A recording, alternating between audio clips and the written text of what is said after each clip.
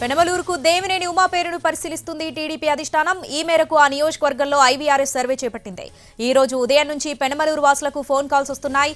ఇప్పటికే మైలవరం టికెట్ పై ఉమాకు చంద్రబాబు క్లారిటీ ఇచ్చేసినట్టు సమాచారం. దీంతో పెనమలూరు సీటు ఎలా ఉంటుందనే విషయంపై సర్వే చేస్తున్నట్లు చెబుతున్నాయి పార్టీ వర్గాలు.